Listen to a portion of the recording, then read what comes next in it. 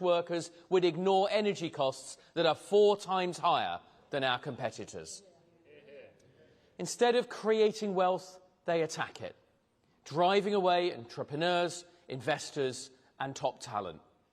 Too many of our best and brightest are exchanging Docklands for Dubai or Manchester for Milan.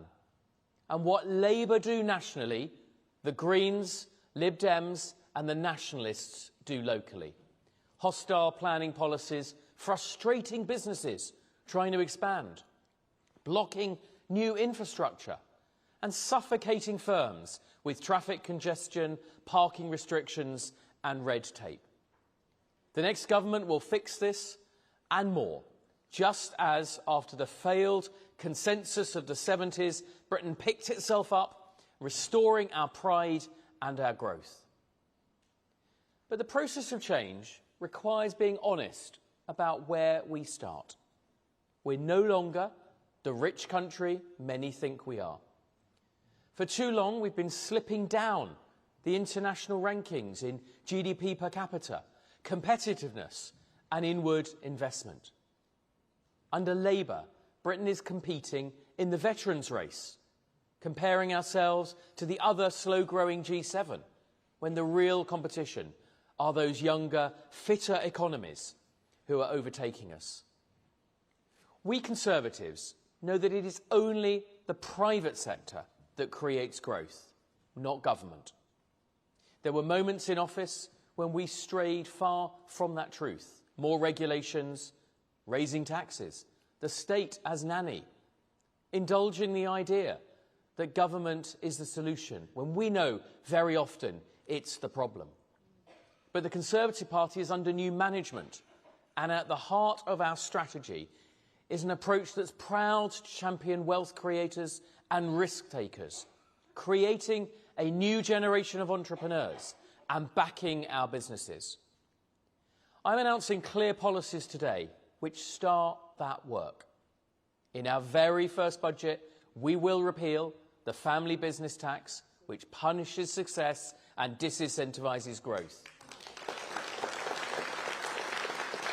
We will build a tax system which values those who take a risk and helps the very smallest businesses. And the next Conservative government will actively reverse the job-destroying measures in Labour's Unemployment Rights Bill, a bill which allows strikes to be called even if just a tiny fraction of the workforce vote. A bill which will destroy job opportunities for young people while topping up Labour's political fund without workers ever being given the choice. And the opposition to this terrible bill in Parliament has been led by your shadow Conservative business team, David Hart and Andrew Sharp in the House of Lords, my shadow ministers Harriet Baldwin, Gareth Davis and my PPS Ali Griffiths in the Commons. Not by any other party, but by the Conservative Party.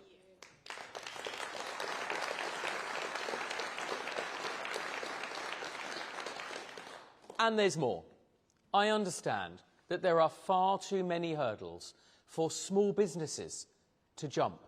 Red tape that steals away the precious time of those who run them.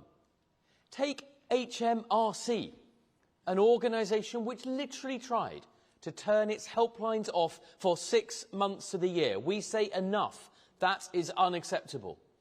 So within weeks of entering government, we will ensure that every time a small business interacts with HMRC, they are given the opportunity to rate their experience in the same way as companies seek customer feedback. No more hanging on the phone for an hour with no one held accountable.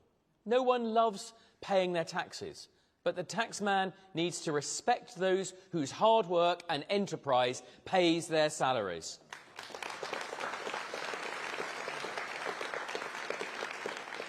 Nowhere is that more important than the self-employed.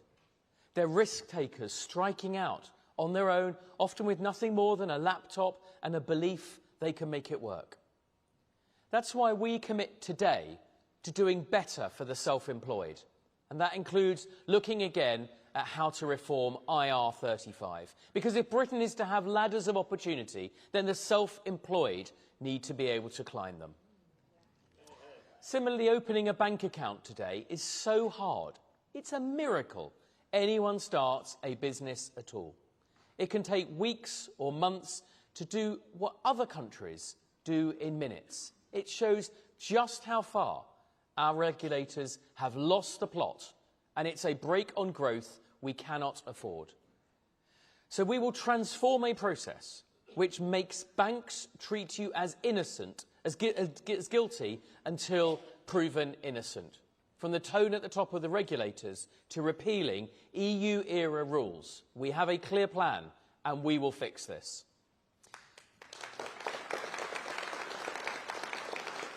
So, scrapping the family business tax, reversing the unemployment bill, easier bank accounts and a better service from HMRC. Real policies that will make a real difference. And where we can, we need a tax framework which shows our support with actions, not words. No sector has been hit harder by Labour's onslaught against enterprise than hospitality, retail and leisure. 89,000 jobs lost in the hospitality sector alone since Rachel Reeves' autumn budget. One of her first actions in office was more than double business rates for many of our high street businesses by cutting the relief that previous Conservative governments introduced. Because of the choices she's made, the life in our high streets is ebbing away, and we know the heart of our communities are suffering. So we want to give them hope.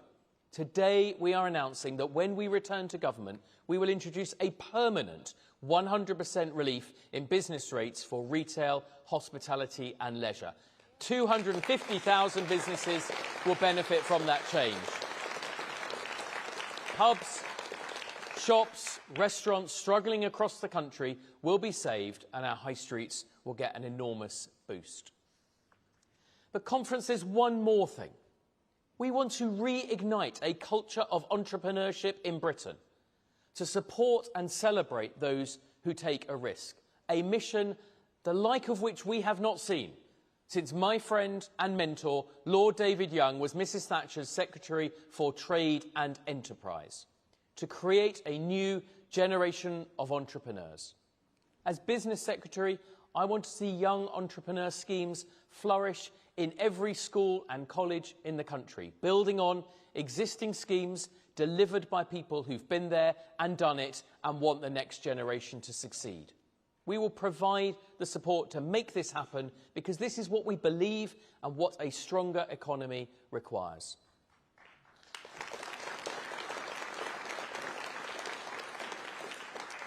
So, conference, let me be clear.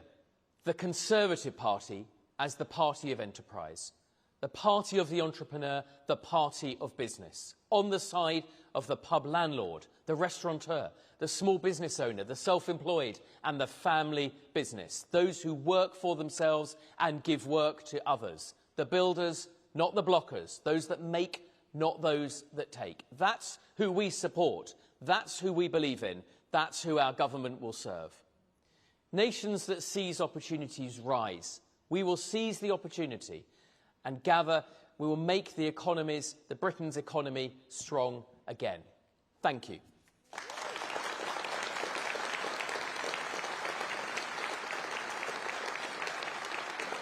And now, conference, please join me in welcoming to the stage three successful businesses, Verian Palmer, Richard Waxman and Sarah Payne.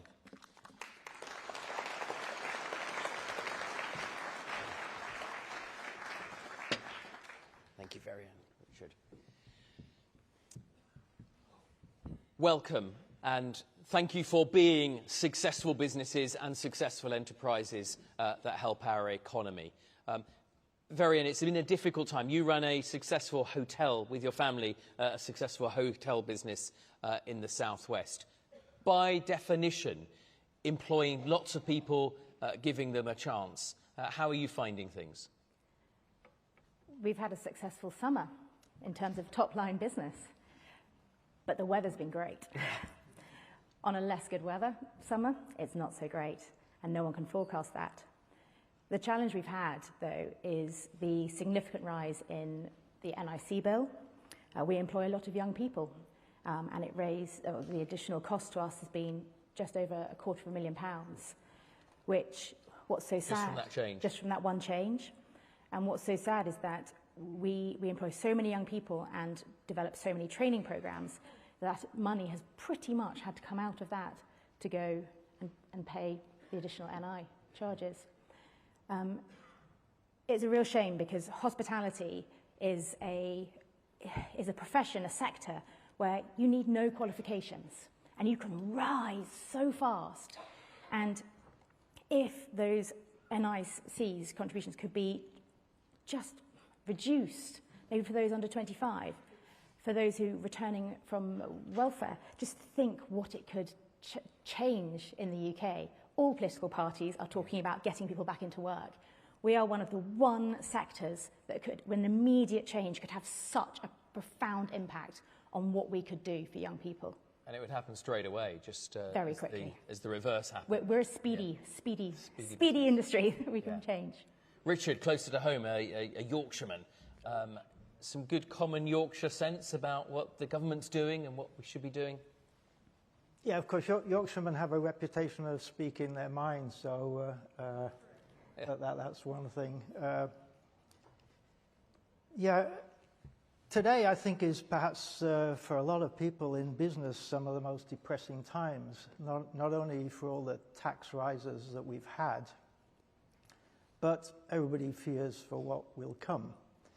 And we're a distribution company. We do sell fibre throughout the world, synthetic fibre for flame retardant garments. But more in terms of the UK, we sell ceramic tiles and also renewable energy. Obviously, it's really important that there is growth, and this government has talked about growth constantly before they came into power, and lower taxes, and as we know, there have been so many lies and pretty depressing for the current state of the business. However, as a company, we are positive. I have to say that the Secretary of State, Shadow Secretary of State for Energy this morning talked about renewable energy. Perhaps I certainly agree with some of what she said, but some of it perhaps I have slightly different views.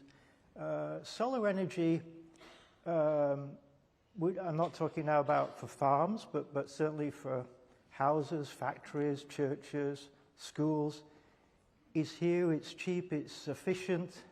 I have nothing against nuclear energy, but nuclear energy is a great thought process, and Rolls-Royce may well do well in the future, hopefully so.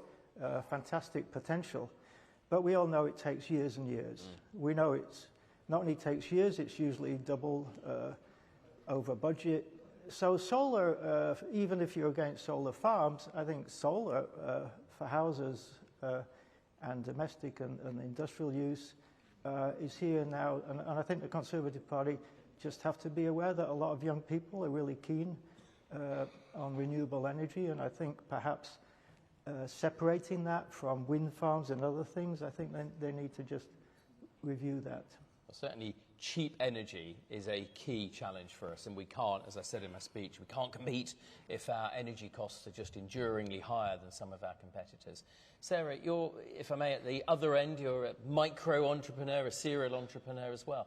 Take your mind back to some of the challenges I talked about if we're trying to create a generation of entrepreneurs, the barriers faced when you started businesses. Yeah, absolutely. So I've recently started a business this year, Cocoa Sisters, but it's not my first rodeo. But if it was my first rodeo, I think I would really struggle. Accessing finance is difficult with the UK startup loans, which is a great scheme, but it falls flat. It's not very accessible. The people running it don't really understand business. And really, generally, we just need a stable environment to operate in, and we're not getting that at the moment. At the moment, you know, sort of Rachel Reeves is throwing policy ideas up in the air and just seeing how people react. She's pushed the budget out as far as it can go. This, you know, this all creates instability, it dampens demand, and ultimately the cost is borne by the consumer. You were talking about that, Virian, just a minute ago, about people's concerns, and you're already seeing that in people's willingness to spend or book a mini break at your lovely hotel. Oh yes, so at the Headland we see when a general election is approaching or when a budget is approaching, people just stop booking.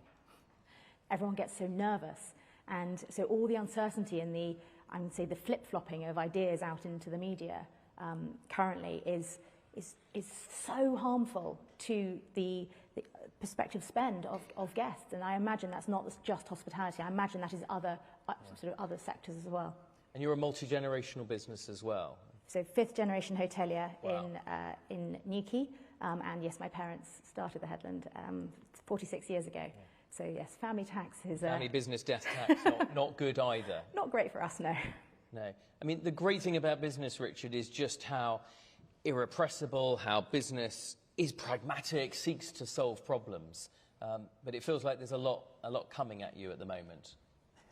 I was listening to your speech before, Andrew, and the one thing I have to say is I am so delighted that you talk about scrapping the family inheritance tax. I think that is massive. I think the Labour Party, I've never been so upset in my life when I heard that they were going to do that. I have family, sons in my business, and if you're a private trading company, to have to pay 20% inheritance tax on your business, I think that is it close to communism or is it socialism? I really don't know what it is, but I think it's disgusting. And yeah. How can you build up a business for the future and have to pay that? Because it's the recipient that has to pay that. Where are they going to get the money from? And I know everybody talks about farmers, and that's fine. They have similar but different problems. But nobody really talked about family businesses. So actually what you've said, Andrew, I am really delighted. So that's a massive thing. Yeah.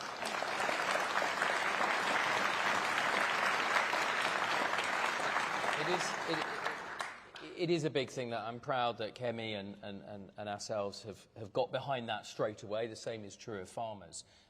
Charlie Munger, Warren Buffett's sidekick, very successful investor, said, "Show me the incentives and I'll show you the outcome." And one of the big things we see in this government is they just don't understand what it takes to make people tick, to take that chance. Sarah, you're taking that chance again. Yeah. And you know, fantastic for you for doing so. Some of the other barriers that you face? Well, you know, the hike in business rates has been problematic for us. You know, it gives us no additional benefit at all. There's nothing to go with it. The changes in employment and national insurance and minimum wage, I don't think the government understand that people peg their salaries against the minimum wage. So if the minimum wage goes up, everyone's wages go up. And, you know, again, that hits the consumer at the end of the day. Right, we've got a couple of minutes left. One last wish. We've already solved the family business death tax. We're going to make some aspects of business life easier. One wish for the first Conservative budget. I wouldn't hold your breath for the one that Rachel Reeves is about to produce, but when we get back, one wish. Richard?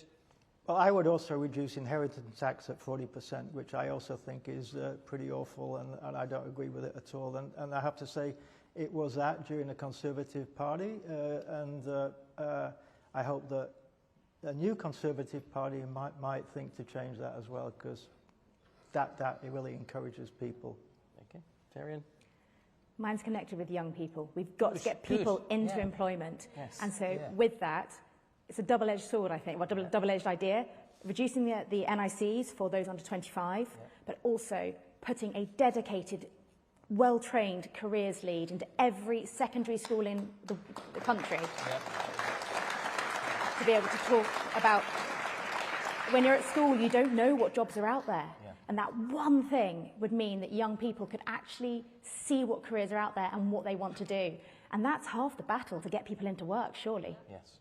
Absolutely, and we're going to hear from the Work and Pension Secretary right now, I think. Sarah? Yeah, following on from that, the Kickstart campaign was amazing at getting young people who might not struggle to find work, to get them into work. It's great for employers. So if we could bring back that. And the capital allowance scheme from 2022 that we had just after COVID, which incentivised businesses to invest, that was great. So, sorry, that was 2, but I'd like both of those, please. Fantastic.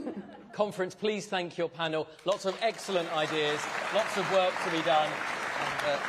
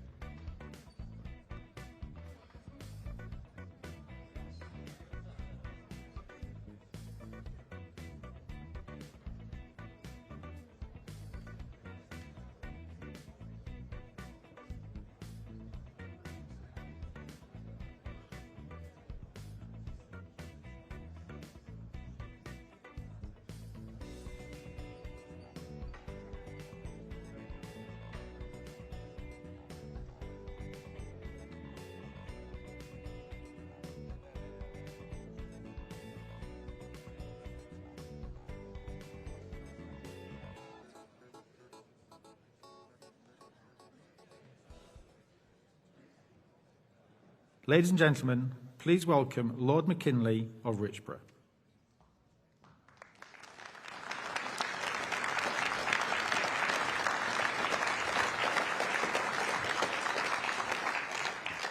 Well, Conference, I knew this Labour government would cost an arm and a leg, but I didn't think it'd be this bad. Now, can I let you into a confidence? I know we're amongst friends here today, so you won't repeat it anywhere else, will you? I go to work. I hold down 3 roles. A member of the House of Lords, which I'm very grateful to do, and play an active role there. I am also the director of a charity, and as a chartered accountant, chartered tax advisor, I'm still in practice doing that as well, and a bit of writing. Why do I do that? Why don't I just sit on my backside? I do it because it gives me personal pride, and I have a family that I want to provide for. Now, I've just come back from Budapest just yesterday. I was very honoured to be given the role of giving one of the speeches at the unveiling of a new sculpture to Lady Thatcher. She is that revered in Budapest and in Hungary for releasing that country and Central Europe generally out of its socialist morass, just as she did for us in the 1970s. Now, I had a meeting with one of the cabinet ministers, and we were discussing benefits. I'm always interested in what other countries do, because our problems are not unique. Now, they've implemented a form of, we'd call it, workfare. People get benefits for 3 months, and then they have to either not get benefits anymore, or they have to turn up for civic work duties. And I noticed this some years ago. My wife is Hungarian, and the towns and cities were looking quite beautified. And I wondered why. My wife said, well, see all those people at the council offices, they're here to do some work for the day, to get their benefits. And lo and behold, their benefit rate, or the people who were claiming benefits, went down from 5% to 1%, because they managed to find some jobs. It's really not that hard. Hungary does some quite interesting things. We're also discussing their amount of refugees that they have. We had 103,000 applications last year, Spain 140,000, Hungary 25. Well, well, well. But we have serious problems with our benefit system. It's not just an economic problem, and the economic problem is really, really serious, as we have a country that is almost verging on bankruptcy. What could we achieve if we weren't spending nearly, well, the estimate is nearly 100 billion by the end of this Parliament on disability and just not fit for work type of benefits? What could we do with that money? What could be the lower tax rate? What could we be doing in terms of the defence spending that we need? And what would those people in work be actually creating for our economy? So it's not just an economic problem. It's also a real problem of people. How can we be satisfied that we have so many millions of people literally doing very little, and then we wonder why we have mental health problems? So this is a people problem. It's not just an economic one. I don't think it's kind to keep people on benefits. I think it's more of a cruelty. And that is the foundation of conservatism, that our benefit system should be the safety net, the leg up when people are finding themselves in a tough place and getting them back into work. This shouldn't be anything strange or odd. This should be the norm. This is what the Conservative Party should be promoting. This is a return to the conservative values that Lady Thatcher left us the inheritance of, and what we must return to. Thank you, Conference.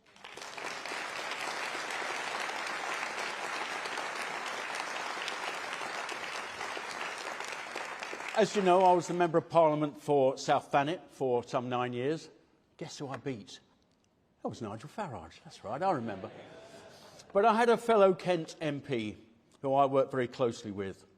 She's held a few ministerial roles, and she's now got the job of fixing Britain's benefit system.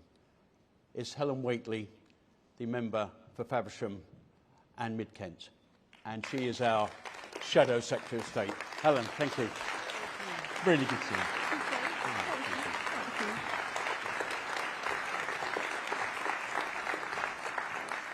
Good afternoon, Conference. Craig is an extraordinary inspiration.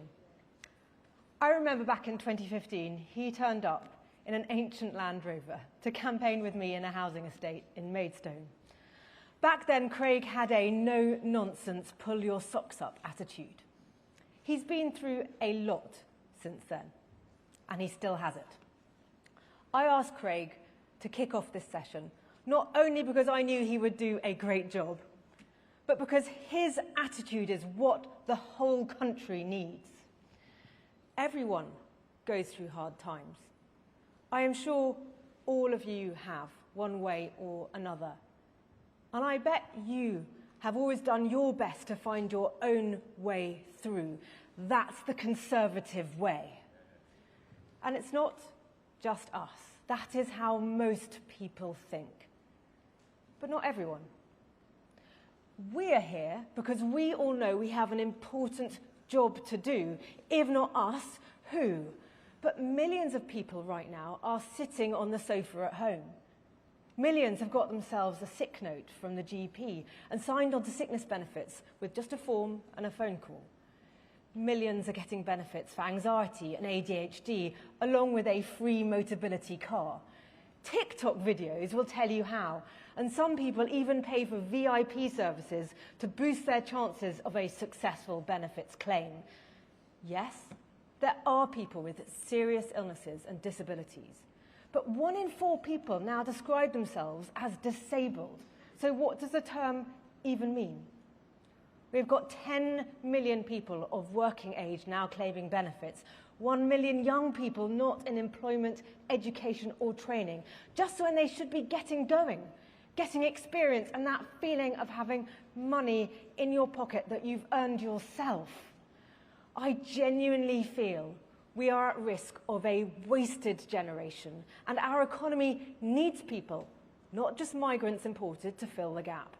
The right answer has to be get British people into work.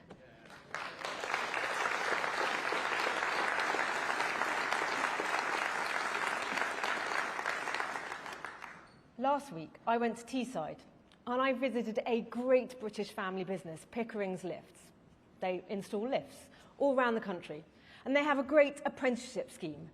There are 5,000 people unemployed there in Stockton-on-Tees, and right on their doorstep is an estate which was in the infamous Benefit Street documentary. We were talking about the job situation, and the MD of Pickering said, actually, we've got lots of vacancies. It's really hard to get people to do these jobs and stick at them. And I'm sitting there thinking, what on earth?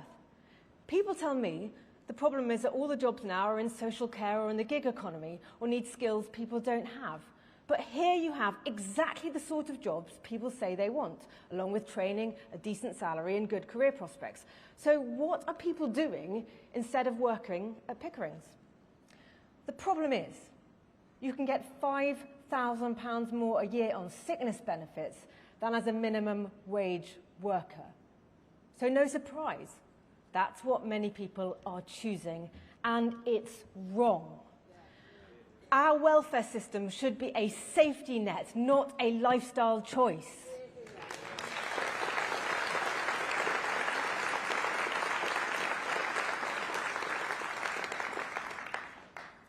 Keir Starmer has said he wants to make welfare savings. Back in the summer, he tried. But he failed so catastrophically that instead of saving money, he ended up forking out £300 million extra of your money to get his backbenchers to vote for his bill. That is what a weak leader looks like, Keir cowering in fear from his left-wing backbenchers. In a few weeks' time, Rachel Reeves will be putting up our taxes again. We will all be paying more because Labour MPs would rather hike your taxes than get a grip of the welfare system. So would the Lib Dems, the Greens, the SNP, Plaid and even Reform. All of them want the government to spend billions more on welfare. 3.5 billion more just to end the two-child benefit cap. Where will they find that money? And it's not fair. People in work make tough decisions about whether they can afford to even start a family, and they don't get paid more if they have an extra child. Believe me, I am all for encouraging people to have kids, but people on benefits should face the same decisions as the rest of us. It's about taking responsibility for the choices you make.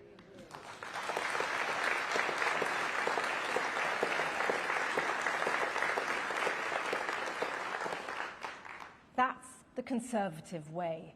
Labour doesn't get it. Nigel doesn't get it either.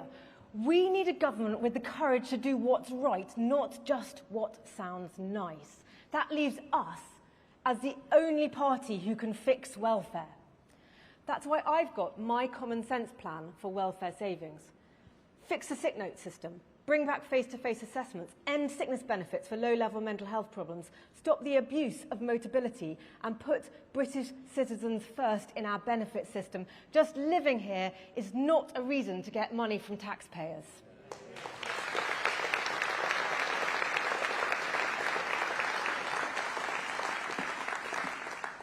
That's not all. We will change our sickness benefit system so it helps those who really need help and stops turning people into victims. We will make the benefits cap do what it should so that families on benefits aren't better off than those in work, and we'll tackle the massive hike in housing benefit. All that gives you billions of savings off the benefits bill. Savings that can help us balance the country's books and money to help people into work.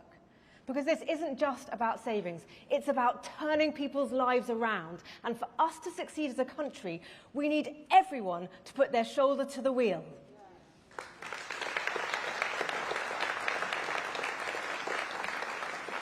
Conference, it's time to return to the Conservative principles we know are the secret of our country's success.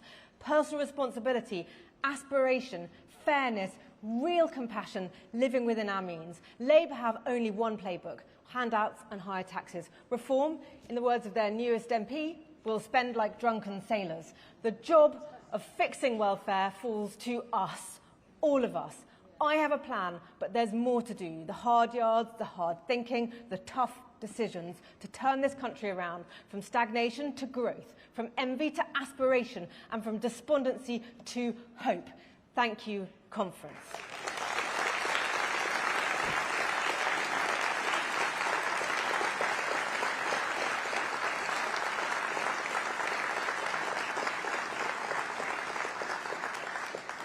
Thank you.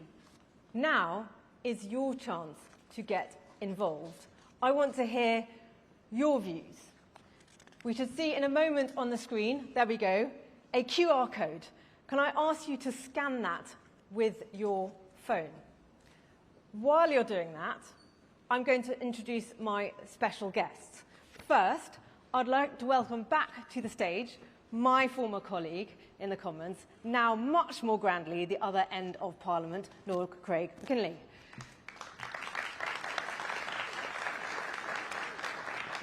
And now my other special guest, who I know has many fans in the audience and has been doing truly extraordinary work on the failures of our welfare state. Please welcome Times columnist and former editor of The Spectator, Fraser Nelson.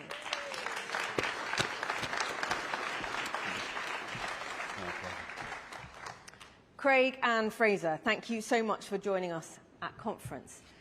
Now, to kick off our discussion, I'm turning back to you, the audience, and I'm going to start by asking you a question to then answer on the thing on your phones when you've done the QR code. So the question I'm going to ask you is, when reforming the welfare system, what should the priority be? And you'll have about 30 seconds or so to pick your top priority from the list of living within our means, making work pay, supporting sick and disabled people, ending the waste of talent and lives, or filling job vacancies with British workers.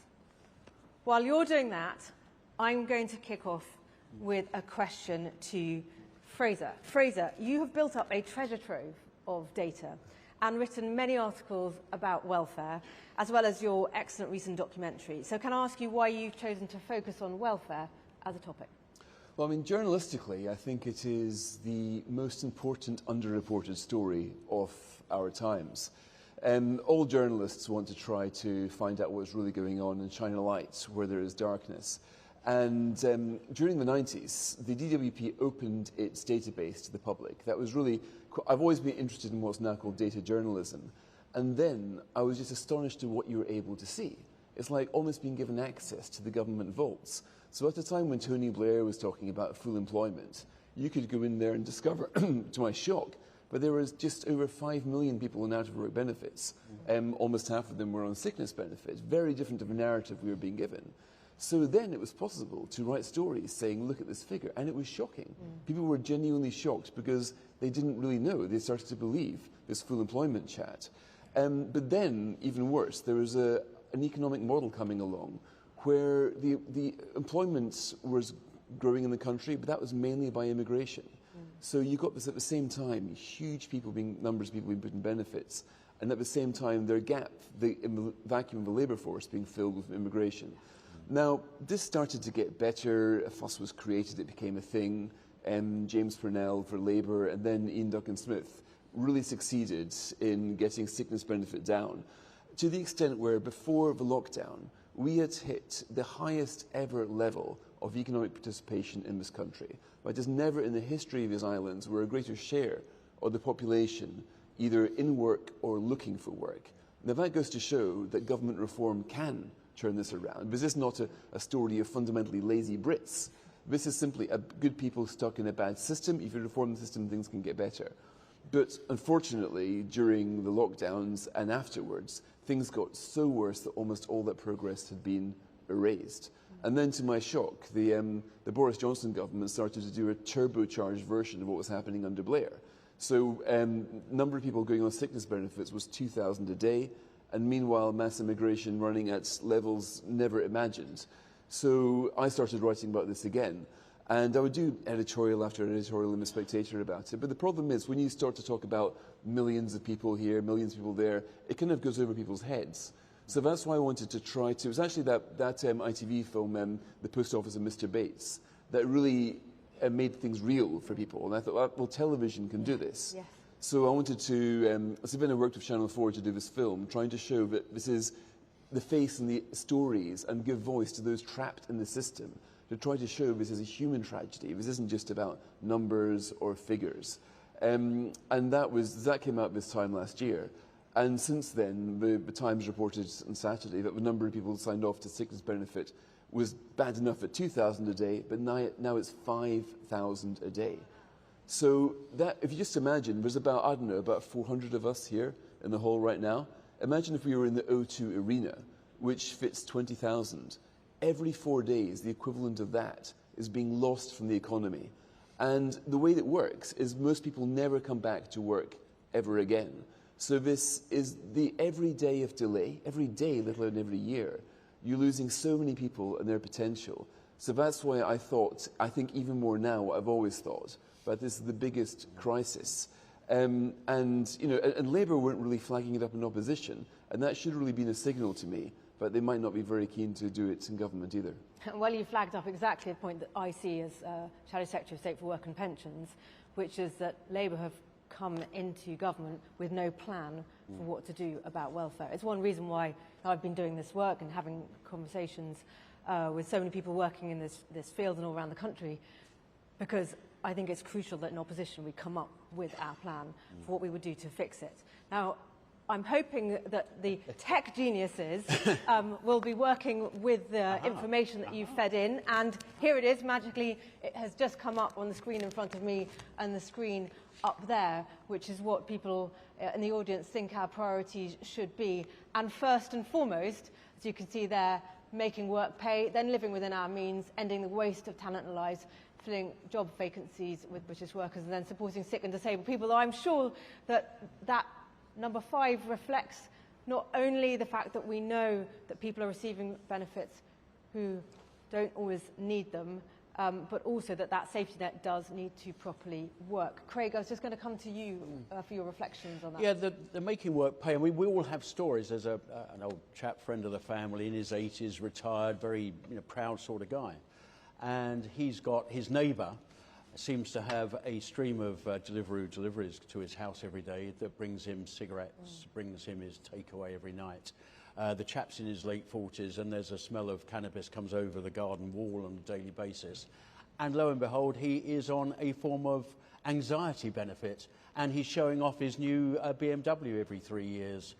Little wonder, because the system is deemed to be so generous, that a lot of people say, well, I'll be stupid to do anything but go on a benefit system and try and get the lucky jackpot of a sickness benefit. So we have created this because humans are very good at finding loopholes. We've created the biggest loophole of all, able to exist for doing very little. Now, my worry at the moment with the socialist government, a lot of them, if you speak to them, they've always held the belief that we should have a universal basic income in this country. Lo and behold, the way we're progressing, we've almost got there. This is not what the benefit system was for in this country. Even the old Labour grandees of the 40s and 50s didn't anticipate it would get to this. It's up to us to change it. Thank you very much, Craig. Now, I want to come back to the audience to get one more view from you in the last couple of minutes that we've got left. And this time, I would like you to just type in one word into your phones in response to the following question, which is, what principle matters most to you when it comes to welfare? What principle matters most to you when it comes to welfare? And we're pretty short of time, but while you're doing that, Fraser, what would be your guiding principle when it comes to welfare? But this is about lives more than money. Of course, money matters a lot, but fundamentally, this is about communities. This is about the parts of the country where the incentive to work has been destroyed by the welfare state.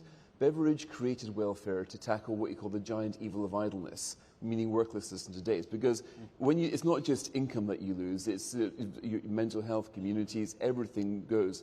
So I think this is primarily a job of social repair. And after the last, I hate to say, 14 years as well, more than the last 6 to 14 years, there's a lot of repair work to do. Yeah. Thank you. Craig? Well, with my accountancy hat on, I'm very worried about the cost to the nation and the opportunity cost of having a lot of people doing nothing. We have got a very, very serious economic situation in this country, and I see repairing the benefits problem as key to that. But all of that flows into people. And do you know what keeps me going with the problems I've got? It's work, it's busy, it's doing the right thing. So fundamentally, even like this, conservatism comes through. So very true. Very true.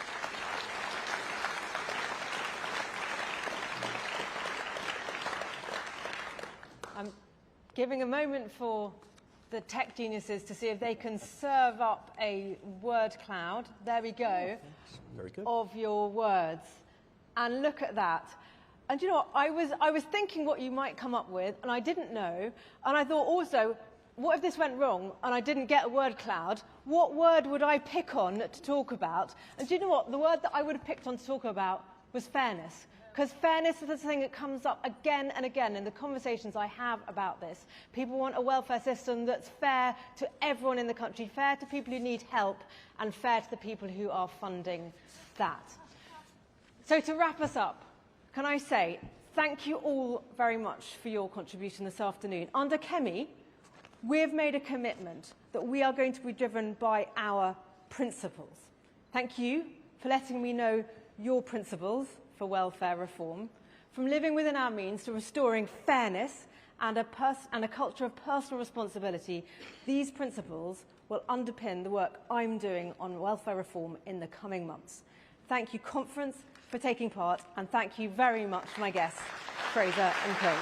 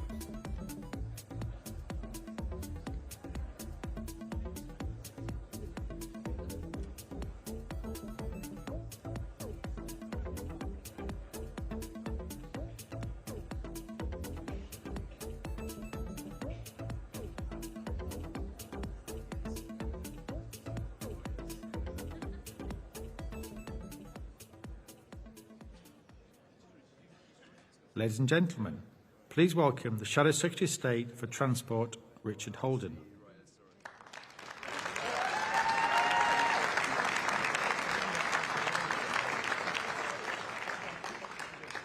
Well, conference, before I start, actually, I was just seeing Craig backstage. When I was chairman, I went to see Craig in hospital, and we didn't know whether he was going to pull through. And today I've just been helping tucking his shirt into his trousers. So he is back with us, full-throated, and I think he is actually a testament to the tenacity of the human spirit, and actually a testament to the tenacity of our party as we take the fight back to Labour to win the next general election as well.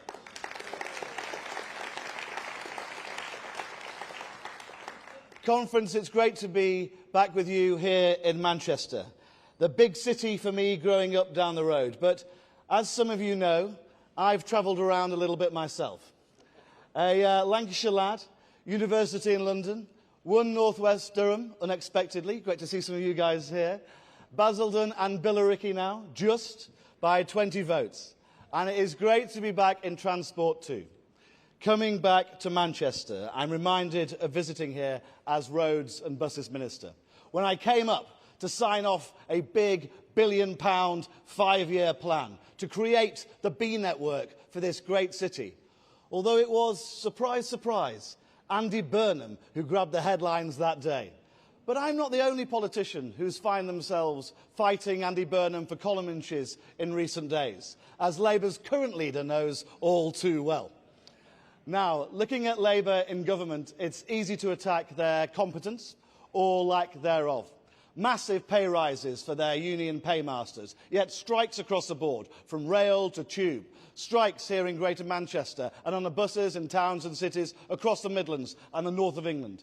And we've seen Labour's abandonment of our popular get around for £2 bus fare. We've also seen them sideline major road schemes like the A303, with hundreds of millions of pounds wasted in the process. We've seen them sideline new laws too, that Labour said they'd back, to reduce the misery of roadworks. Those schemes delayed by this government, and then delayed again, all because Labour can't be bothered. It's not just that Labour doesn't care about our road networks or the drivers who use them. It's that Labour are actively punishing motorists at every turn in our country.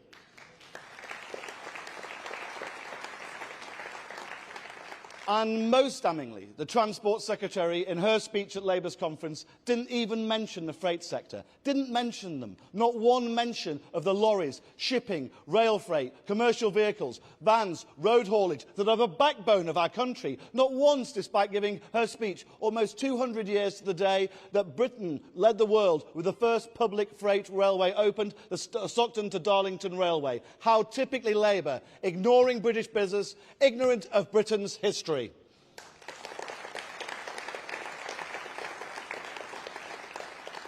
But it is not just about competence, it's about values too. For us, it's about freedom, and it's about our belief in our country. We are unashamedly on the side of the passenger, the driver, the taxpayer, and the British worker. You cannot say the same for Labour. Look at Ed Miliband, driving up bills, pushing policies that hammer our ability to travel, killing our North Sea industry while Norway grants new licences, in hoc to an extremist activist agenda. We used to call him Red Ed. He may have tried to refashion himself a little bit as Green Ed, but the truth is, like all of our green comrades, Ed is a watermelon. Green on the outside, but red to his very core.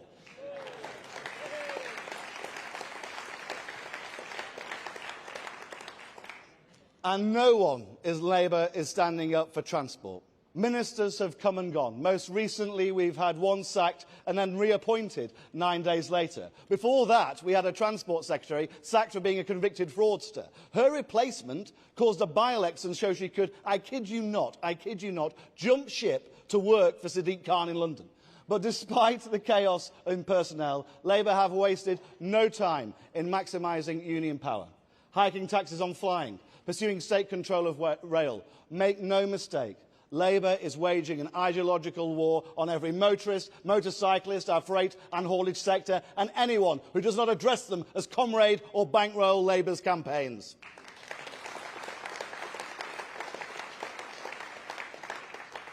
Our Conservative approach, rooted in our most cherished of values, freedom, is fundamentally different. And transport, getting around, is all about freedom. I wonder if you, like me, remember as a child walking to a friend's house, cycling around your local town or village, that bus journey to your first job, or to a first date that you hoped might lead to a second date. Days and nights out in the big city. For me, it was here in Manchester by train with my mates. And then passing my first driving test. Actually, passing first time my driving test, ladies and gentlemen. And memories of my first car, my umpteenth hand Citroën AX. It was so unreliable, it could have been a Labour Party election pledge. She was followed rapidly by a Fiesta, then by a Clio, and then followed by Margaret. Named not just because she was a jag in Westminster blue, but because she also had the turning circle of a cross-channel ferry. So U-turns were simply not possible.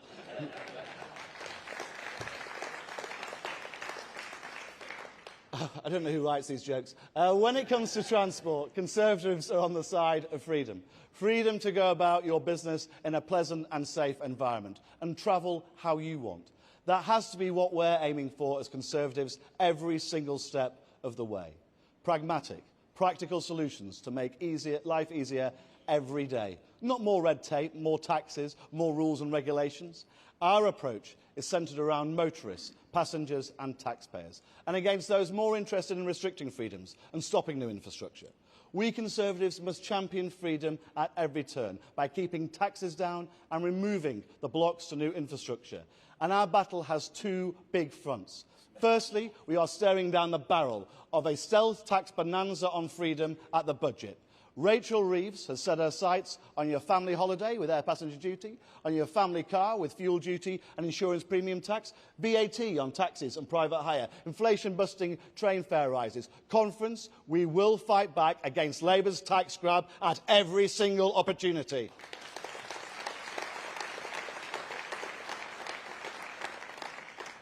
And alongside fighting Labour's transport tax grabs, we're also putting in the long-term policy work with our team. We've got some fantastic guys down here at the front, and my lords, and also Greg and Jerome. Thank you very much for all the work you do. We are no longer going to pursue a self-flagellating, self-destructive, industry-destroying net zero by 2050 as a policy objective. And we are dead set against Labour's 2030 ban on selling new petrol and diesel cars.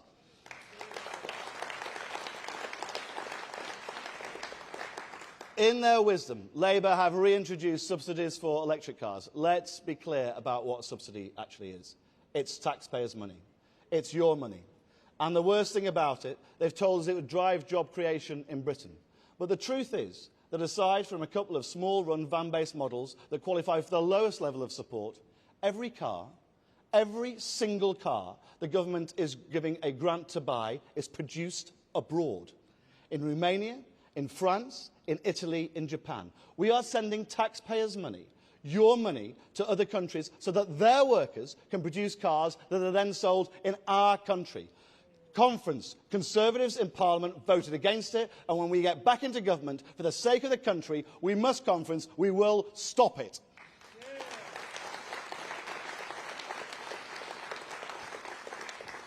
Now, Claire and Kemi have already outlined how Conservatives will reverse the decline in Britain's oil and gas production by allowing new licences in the North Sea. Over the next few days, weeks and months, you'll hear much, much more from us about motor manufacturing and other industrial sectors too. But let me leave you with this today. Our values, when it comes to our vision for transport, are very, very clear. Freedom. Freedom to travel in a safe and pleasant way of your choosing. And as Conservatives, we will lead the fight against Labour's big tax and big government approach that is killing jobs and opportunities in our country. Thank you very much, Conference.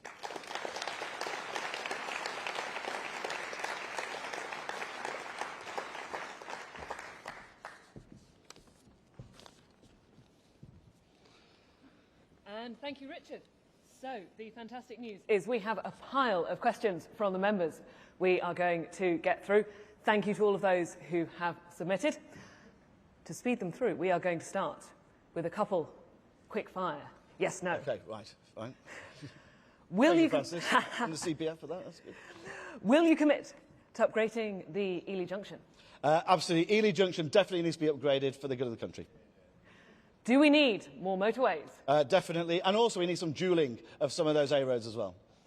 Will you push for action when local authorities fail to fund essential main road repairs? Absolutely. And actually we've been pushing legislation and government to introduce legislation that helps them do that.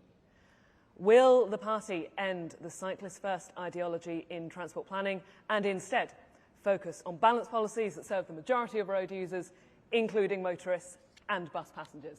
Yes.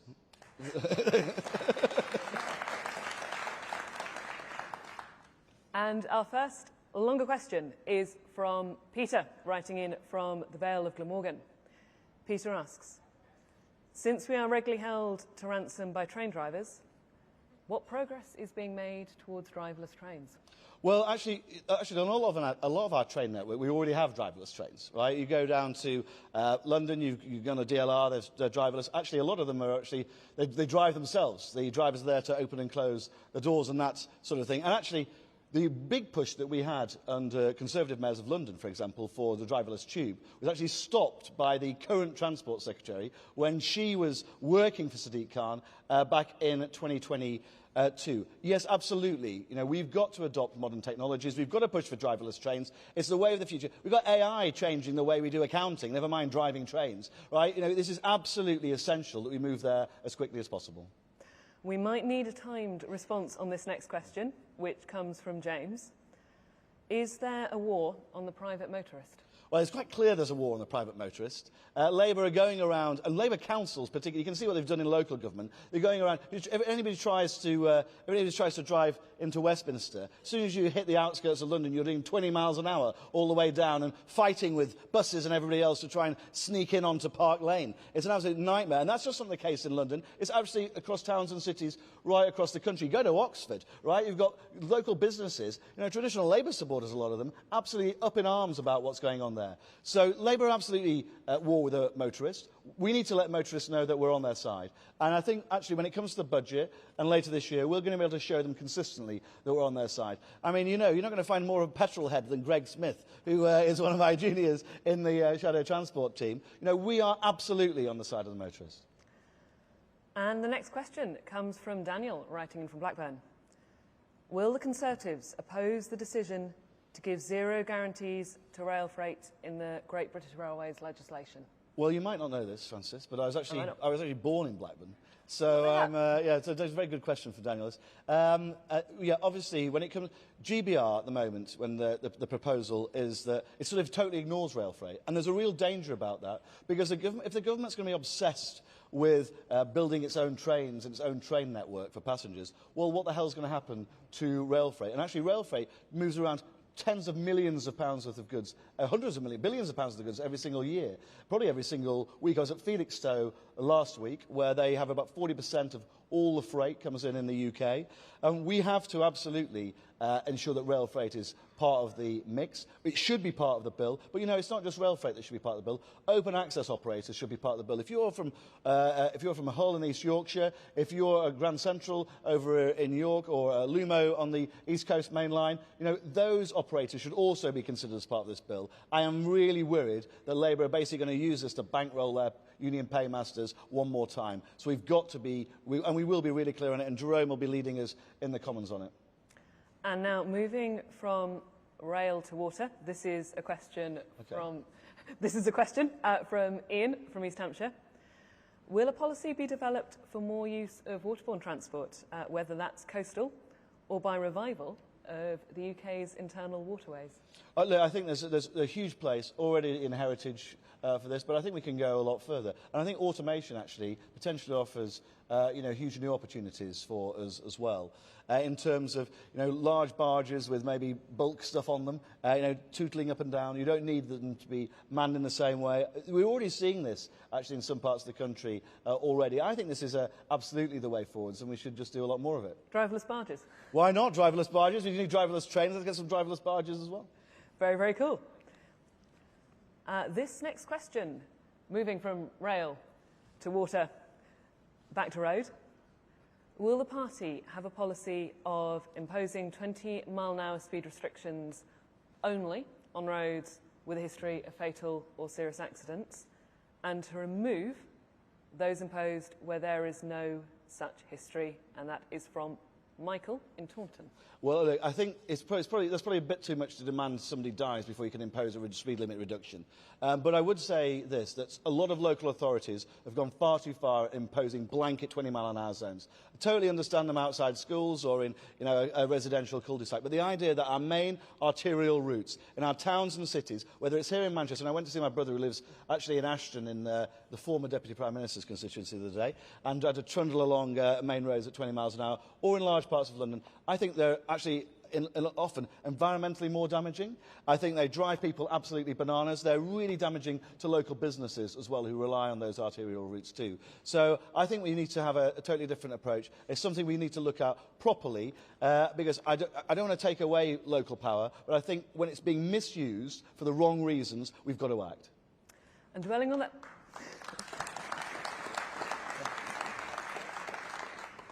And dwelling on that point a little there, because there are some questions in there. And the great thing, as I think you would say, about this stage of the renewal programme and policy formation is now's the time to ask questions. Now's the time for ideas. The next question comes from Sheffield, and the next question comes from Paul in Sheffield. And Paul is asking, moving, rail, water, road, and now bus. Okay. Transport is so underfunded these days. Many buses don't even come anymore. I think we've all had that experience at one point or another. So how could a Conservative government help buses to stay on schedule? Well, look, I was very proud when I was a Roads and Buses Minister of the Get Around for £2 bus scheme. It was something that I insisted on rolling out and was in our manifesto at the last general election. And one of the reasons I was most proud of it was because it helped actually the people, and we were talking in the last panel, welfare panel, it helped the people who don't have all the resources in the world, maybe don't have a car for every adult in the household, but want to get out there and go to work and go to college. And it's a Labour government that stopped it. And it's one of the things which irritates me more than anything else about this Labour government. It talks the talk, but never walks the walk when it comes to really important things like that. When it comes to bus networks, they are absolutely vital for people. And we have seen some improvements in some parts of the country, but that's going to be right across the country. Buses need to be affordable and reliable. I think that starts with actually local people making more decisions about them. That's what we rolled out with our better partnerships plans for bus networks and enhanced partnership schemes. I'm not against franchising either. I think we need to look in that direction. I don't want to see every town actually owning and running its own buses, but ensuring that actually there's some proper local democratic oversight of those essential services is something I'm all in favour of. And that moves on to a question that comes up, I think, every time we do a policy workshop or a Q&A that has anyone from a rural community. This particular time the question is from Diane in the Wrekin, and it's about accessible rural transport. How can we improve it? When I was Roads and Buses Minister, I went to Nottingham. They had a great scheme under the Conservatives in Nottingham, which was basically a new dial-a-ride, which was all app-based and was really accessible. A lot cheaper than having a formal bus which was going round and round. Often, actually, people get really annoyed about this, carrying very few passengers because it's travelling at the wrong time of day or the wrong time for their needs. And they managed to, in terms of per passenger travel, I think reduce costs by around 8%. That's the sort of thing I want to see rolled out across the country. That's the sort of scheme for rural communities that the government should be helping support, not pulling funding from them and instead concentrating it in our towns and cities. And we're turning now to another question that comes up every time, not only when we discuss transport, but whenever we discuss housing. Just come from CPF housing discussion, and this question came up there. Again, this time it's from Alex from Spelthorne. Many members ask it. Do you agree we need a transport infrastructure revolution to tackle the housing crisis with new train lines and roads, high-speed connections across Britain? And if so, I think he's guessing your response a little bit there. If so, how can we ensure it's central to the Conservative aspirational agenda? Well, look, I was literally down, I don't know if any of you know, outside of Chelmsford. I was down at a place called Bewley Park a few days ago. They're literally, this month, about to open a brand new station, which was there and funded because of a massive housing scheme that went in around it. I think so often our infrastructure does not go along with these developments, and it drives people absolutely bananas when they are having housing, massive amounts of housing, dumped on them without either the infrastructure or the services to support them. I think Bewley Park is a really sensible model for the future. It's a way of ensuring you get proper local buy-in. And I think it's also one of those, but I think on a more fundamental level as well, actually we should be looking to build where we've already got really good transport infrastructure. One of the things we are poor at in this country is the densification of our cities. We've already got very good transport links in large parts of London, which is nowhere near as dense as other major cities around the world. And I really do think that we need to look at that again. It's something that I know Rob talked about when he was Housing Minister. It's something that our guys are talking about now. But I think that densification, where we've already got that existing network, is something that everybody can get on board with, rather than having to constantly build on greenfields in the green belt, as seems to be Labour's prerogative. Very, very sadly, I can see our timer ticking down, although there's so much more we could talk about. The good news is I'm here from the Conservative Policy Forum. The party's in-house think tank will be doing a lot of work with Richard to get some of these ideas, some of these questions into Conservative Party policy formation. Really looking forward to that. So our final note to end on, and it comes from Roger from Innismon. Will you commit to honouring the previous government's pledge to use HS2 savings to electrify and improve the North Wales coastal line rather than diverting this money elsewhere? Yeah, we should. When we said we were not going to do the full HS2 scheme, we said that money was going straight to local transport schemes and road schemes up and down the country. That's exactly where it should be. It should not be being used by Labour now, cannibalised for their own little pet projects around the country. Schemes like that are fundamentally important. But I'd say something else about Welsh transport as well. We have when I was Transport Minister, I had to try and deal with the Welsh Government, which was not easy. Labour for 27 years, right? They pushed back on any form of investment in new roads in Wales, whether that was down in the south of the major motorway network, or the Llanymynech changes in the centre of Wales, or actually improvements in North Wales too. Rail and road connections are absolutely essential in Wales, where actually economic productivity hasn't been as high as in the rest of the UK, and we need to actually deliver ahead of the next next elections in Wales, both local elections and the Senate elections next year. That message needs to come from Conservative politicians in Wales. It's only with the Tories that you will get proper growth and development in Wales. And that is a perfect note to end on. Very sadly, that's all we've got time for. But the good news is this is part of the conversation. It will continue. Big thanks to the members. Big thanks to Richard Holden. Thank you very much. Cheers, guys.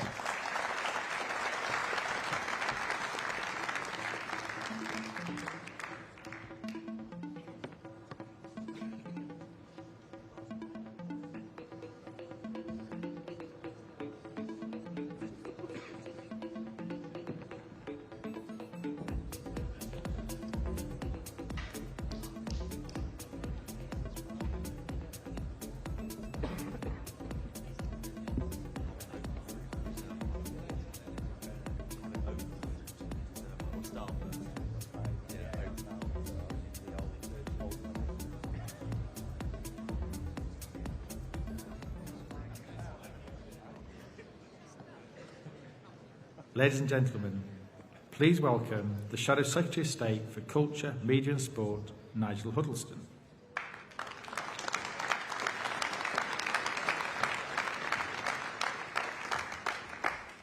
So good afternoon, everybody. We've decided on a little song and dance routine as the Department for Fun before the James Cleverly Act comes on afterwards.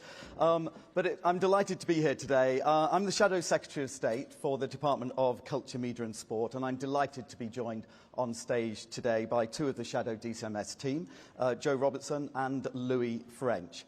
Now, DCMS is often called the Ministry of Fun, or the Ministry for the Sunday Supplements. And it is true that it covers a huge range of industries and sectors which bring great joy to millions of people. But it would be wrong to underestimate or undervalue these sectors. Britain punches well above its weight when it comes to art, culture, creative industries, music, sport, heritage, tourism and hospitality. These sectors contribute significantly to our soft power and to our economy. They employ millions of people and generate billions of pounds of tax and export revenue every year. And when they do well, we all benefit. But when they struggle, as they did during the pandemic, UK society and the economy also suffers. So I am proud that we Conservatives supported them during the pandemic with initiatives such as the Culture Recovery Fund and the Sport Survival Package. And let's not forget that it was a Conservative government under John Major who was instrumental in making sure lottery funding was directed towards these vital sectors. And the Conservatives will continue to back and support these sectors, many of which feel under attack from Labour's national insurance increases, business rates changes and regulations that are burdening these vital parts of the economy. And I am sure we all welcome the announcement this morning by Mel Stride of the permanent business rates relief for the retail, hospitality and leisure sector. So we'll come to your contributions in a moment, but we've just got a short video to set the scene.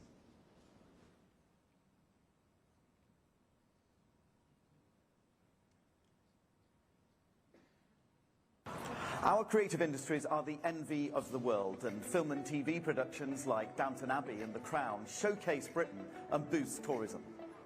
17 million theatregoers attended a West End show last year. 37 million theatregoers attended theatres across the country. Our world-renowned museums and galleries are amongst our most popular visitor attractions. Every year, over 1 million overseas visitors attend a football game. Millions of people Watch other major sporting events each year. UK residents make over 100 million overnight domestic trips each year, staying in a wide range of accommodation, from converted stately homes to pubs, B&Bs, hostels, and of course, our much-loved caravan parks. Brits make over 1 billion day trips per year to our vibrant cities, beautiful countryside, amazing beaches and coastline, visitor attractions, and heritage sites. The Taylor Swift concerts at Wembley Stadium and other venues across the UK gave the UK economy a £1 billion boost.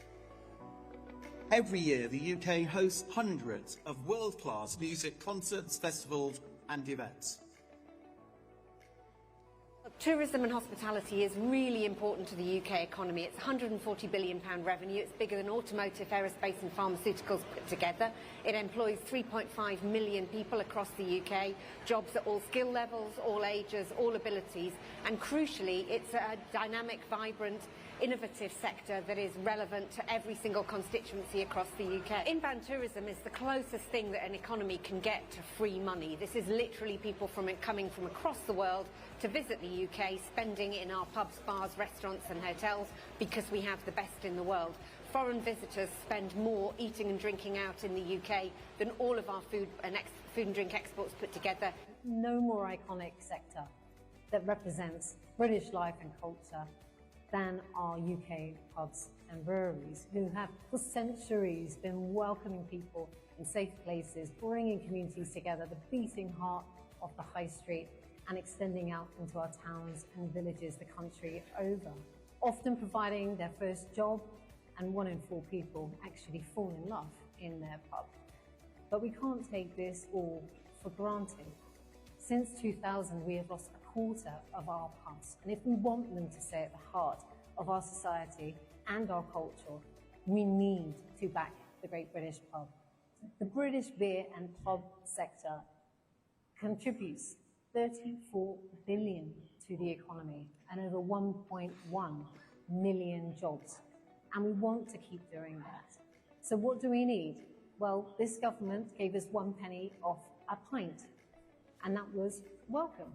However, it added on £853 million worth of costs to our industry. The cost of doing business is just too high, and whilst the pub may seem busy, profitability is getting starker and starker every day. So we hope that we can work with you to get the right fiscal and regulatory environment for our pubs and our brewers to thrive. And when we thrive, the British nation thrives as well.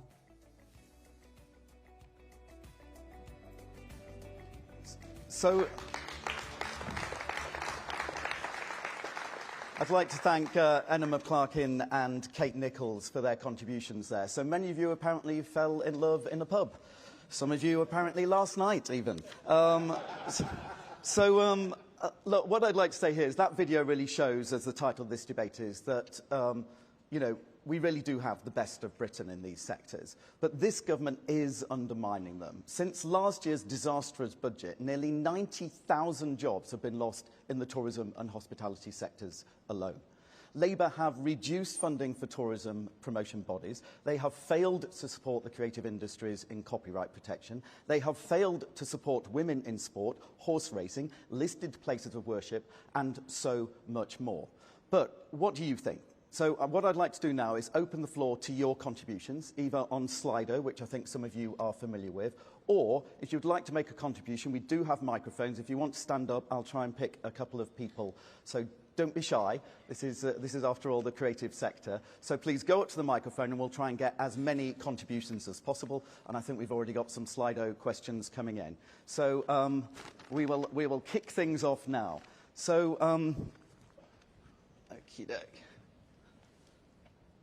So I think, Louis, look, one of the first questions then, what's happening with horse racing and the gambling industry? What are Labour doing? Well, it's disastrous, Nigel. So Rachel Reeves claims that she's never gambled. Well, she's very clearly gambling with lives and livelihoods right now in the horse racing and gambling sector.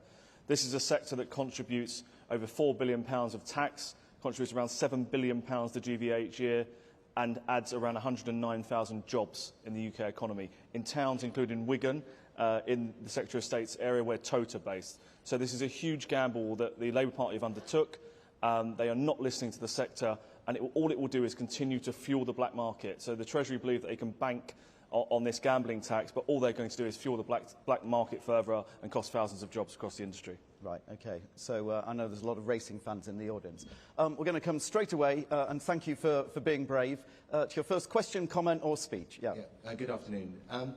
In coastal communities like where I'm from, hospitality and tourism is the economy.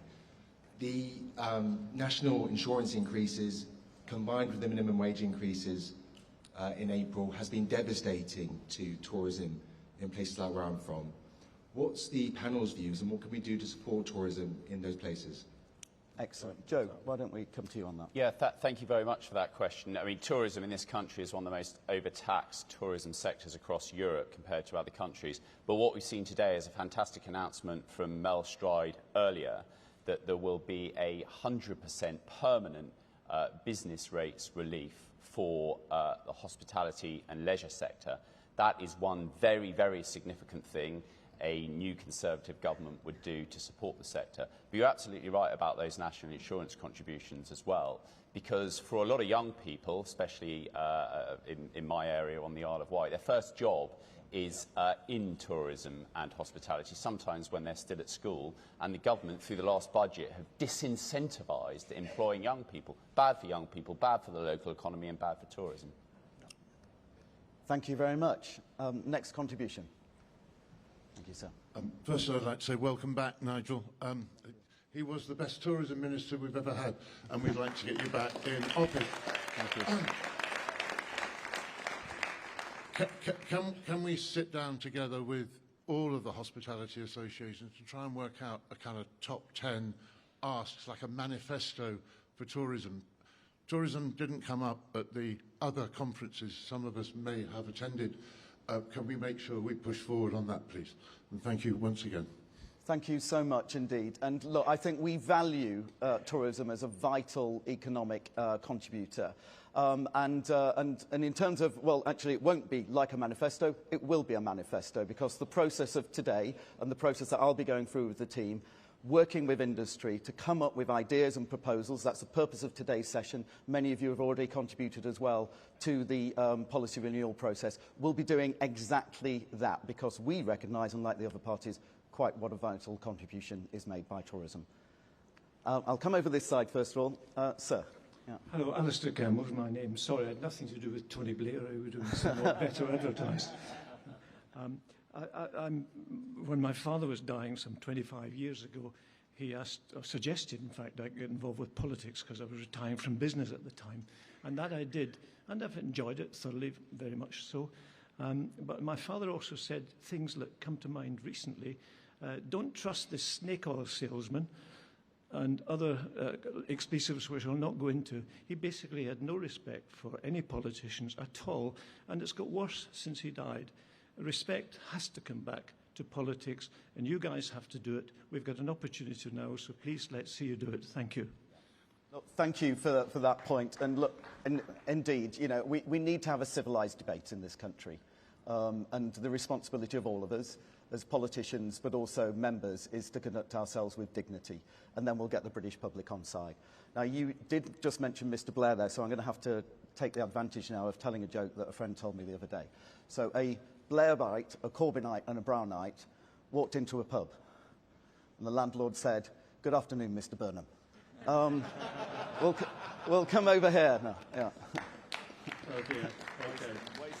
Okay. Good afternoon, Nigel and the panel members. My name's Ian Ward. I live in the Isle of Wight. In my youth, I live in a seaside town. In my youth, it was booming. It was the premier seaside town of the Isle of Wight. Over the years, that tourism has diminished. You know, people now go off to Spain and all that sort of stuff instead of coming to my town. I don't understand it. COVID was probably the death knell for it. So, and now we've got empty hotels, we've got empty shops, we've got empty pubs. And what do we see as the future?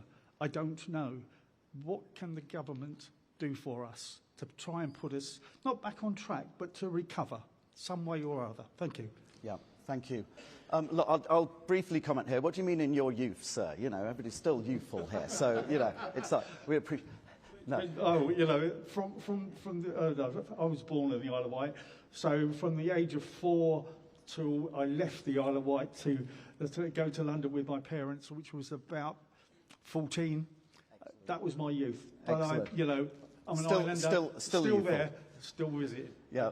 Look, I have many fond memories of the Isle of Wight when I was young, and actually we did have a boost in tourism following the pandemic, and we actually put a lot of support. If you remember the tourism recovery plan, when we were in government, we put that in place to boost tourism. But as I say, I think some of this goes back to basics. Tourism is a vital industry, a really important industry, and therefore the support for tourism, lower taxes, supporting and enabling them to be successful is key. So many of the announcements, including what Mel said this morning, apply to this vital sector. But they also need support. 50% of all inbound tourism stays in the M25. We've also got to have policies that make sure that people travel across the whole of the UK economy as well. I'll let Joe come in as well in a moment or towards the end and make sure we've got any additional comments. But I'll try and get as many contributions as I can. Sir. Hello, Nigel. Adam Kent, Worcestershire. We know each other really well because we come from a great part of the country, don't we? Absolutely. But tourism is massive in Worcestershire, and the last Labour budget effectively devastated a lot of those small pubs and restaurants and everything else. What would your ask be of the Grim Reaper come November for your demands or requirements for the pubs and the restaurants, particularly in Worcestershire, but also across the whole of the UK? Yeah. Well, I think stop treating them as a cash machine, I think, is the key thing there.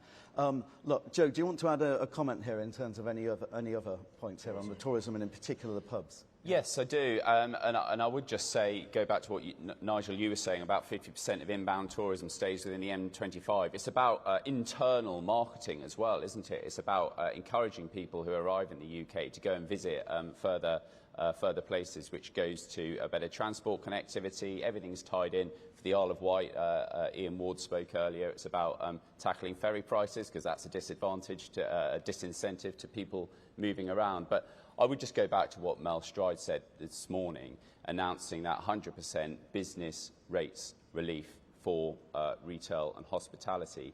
That is a meaningful difference that will be made up and down the country, wherever you are, to particularly businesses who are struggling within that sector, not just tourism, but retail, hospitality, pubs, leisure, across the board. That is a real Conservative tax cut to incentivise and power up those sectors. Yeah.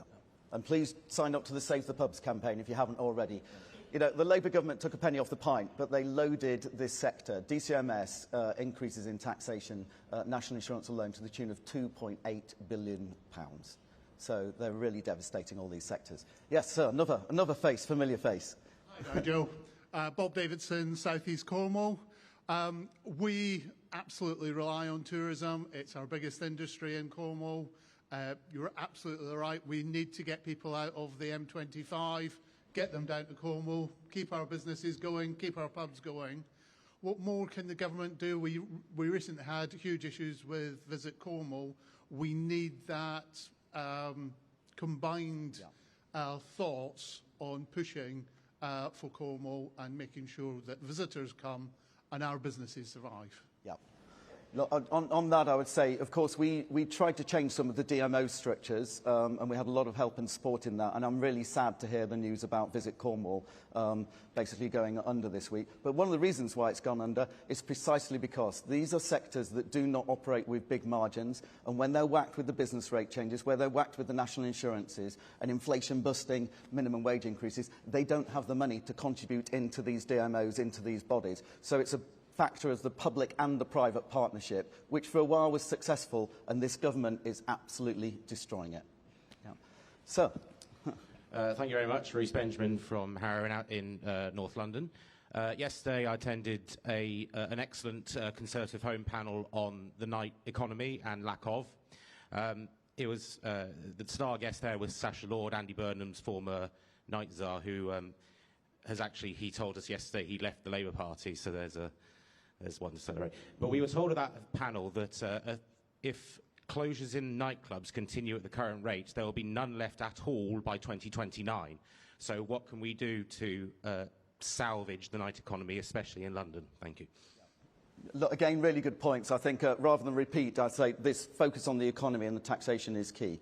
You know, so we can't have more nightclubs falling down, fewer opportunities to fall in love and all of those things. So, look, you're absolutely making the right point. We back the nighttime economy. And by the way, when I've said earlier on we need tourism outside of London, it's London plus, not instead of. We need the average length of stay to continue. We want people to come from around the world. All of those things in the video showed that we are really great at these things.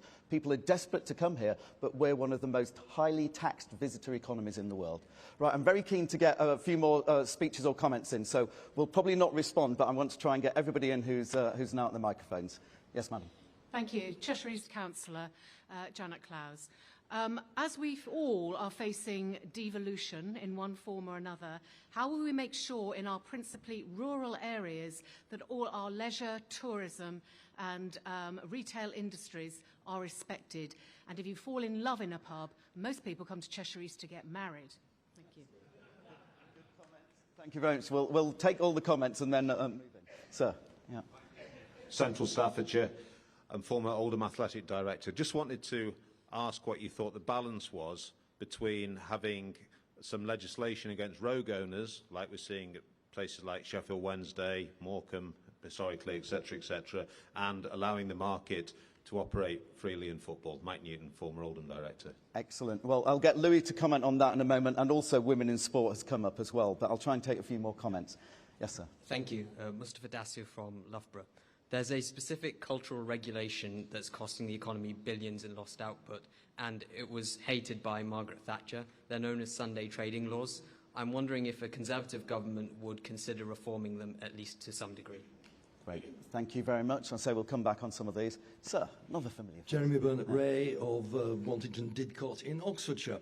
My local tourist trap is, of course, the old city of Oxford, where there are two cities. There is the term time one and the vacation one. During the term time, you may see the old drunk in the corner of the pub not falling in love because he's the Regent's Professor of Divinity. During the holidays, you may see another kind of drunk in the corner of the same pub. They've come up to Oxford not because of our cultural diversity, but because of Harry Potter. Or at least that's what it appears. Every shop which closes down in Oxford is replaced by a Harry Potter tourist shop selling something which I can't describe politely in 4 letters at this conference. Can we please try to find something more cultural for our tourists than Harry Potter, please? Thank you. Okay, thank you for that contribution. And we'll come to the final two here and then just wrap up in a moment. Good afternoon. I met you earlier and you encouraged me to be brave enough to speak. So I'm somebody with a fine art degree. And in that wonderful video, obviously places like the National Gallery, etc. appear. What are the Conservatives going to do to encourage creativity, which is individuality, which adds to people's well-being and the welfare and economy? Now that's a question. An observation, as somebody who played sport and reads the paper and looks at sports pages, it's very interesting that photographers in national press, very rarely do you see any pictures of women or playing sport. What can perhaps be done to encourage national papers, to encourage younger women to see role models in their papers? Thank you. Thank you very much. And we're going to take the final contribution here, and then we'll come back for some final comments. Good afternoon, Nigel. No question here. I'm just welcoming your 100% business rate relief for retail, hospitality and leisure businesses. I knock on doors and many of my residents have been complaining about it. Hotels are complaining about it. So well done. We need to save the British High Street, our pubs and our hospitality sector, and therefore that is a great policy. Excellent. Mel will be very happy. I think the answer to all of these comments and questions is vote Conservative, because we can't do any of these things unless we're actually in power. But that goes to local government or national government. Let's make sure we can do these things, because we're the only ones on the side of these businesses and support these creative sectors. Louis, probably final comments to you, because we've got the question on what are we doing to help women in sport. So two messages from me, everyone, at conference. We have to support the Axe the Racing Tax campaign that has been up and running, especially for our rural constituencies, vitally important. We must continue to back women in sport. We've had the best summer ever for women's sport, amazing performances by the Red Roses and the Lionesses. The Labour government, we must continue to push them to continue to invest in grassroots girls and women's sport across the country. Yeah, and then the football? And the football, I think we have to make sure there's a sensible balance between competition and appropriate regulation. We believe that the government's got that slightly wrong, but we will continue to work constructively going forward. Excellent. And any final comments, Joe? No, just to say it's great to see tourism and hospitality has come up in multiple questions today, and great to see that Mel Stride clearly knew this was going to happen, so he made his announcement earlier this morning. Excellent. Well, look, can I say thank you very much. We didn't know how this is going to work, so I really appreciate the contributions. We had a lot more on Slido as well, I'm afraid we didn't get to. So what I would say is, please, lots of ideas, fizzing with ideas and suggestions, contribute towards the policy process. We welcome all of those inputs. We've got to get back in power. We've got to support business. We are the only unapologetically pro-business party left in British politics, and we need to make sure that everybody knows that. Thank you so much for your contributions today.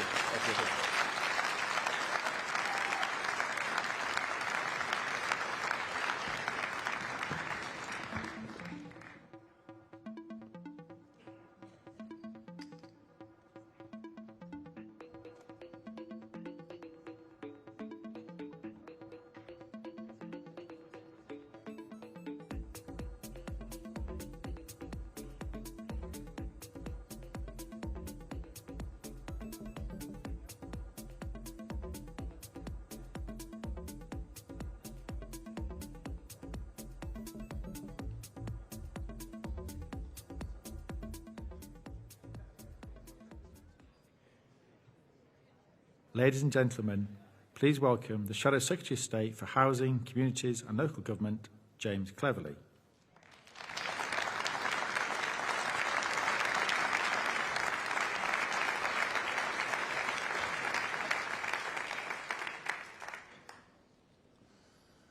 Owning your own home should not be a luxury. The Conservative Party is the party of aspiration. We are the party that believes in reward for hard work. So, when we see home ownership becoming a fantasy for many people, when a home of your own is an impossible dream, no matter how hard you work, we know we must act. And when Conservatives are in charge, we do act. Remember, it was the Conservatives that cleared the slums in the 1930s. Harold Macmillan built 300,000 homes a year in the 1950s.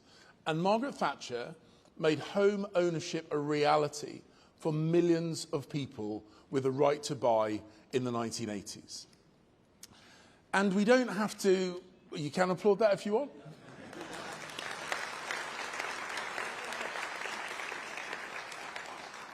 But the point is, we don't have to look at the distant past.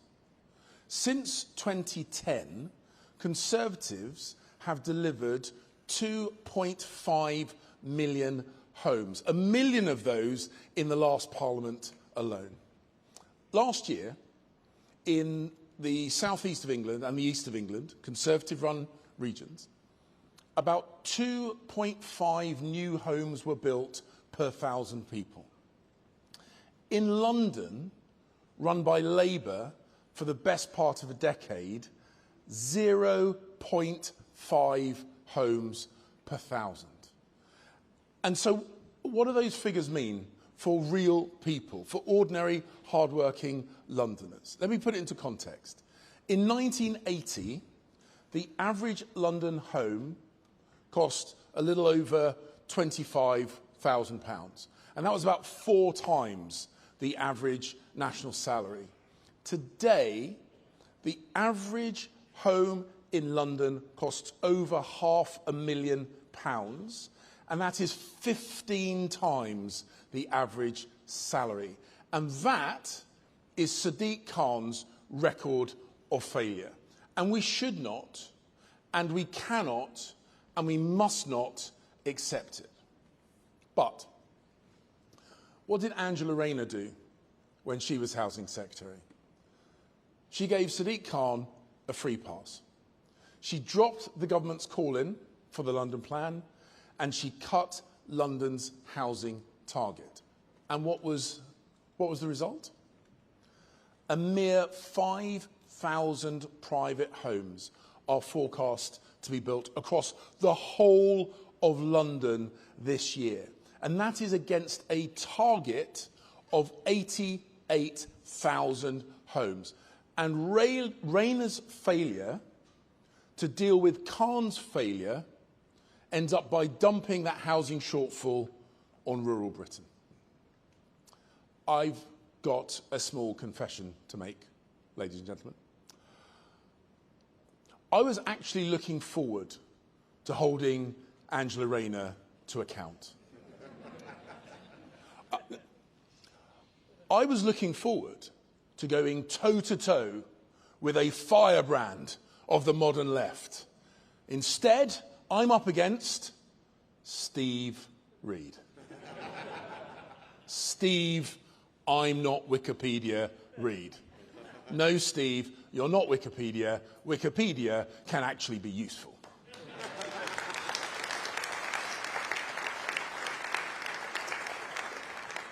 And let's remind ourselves, ladies and gentlemen, Steve Reed is a man who's just spent the last year destroying family farms so that he can spend next year concreting all over them.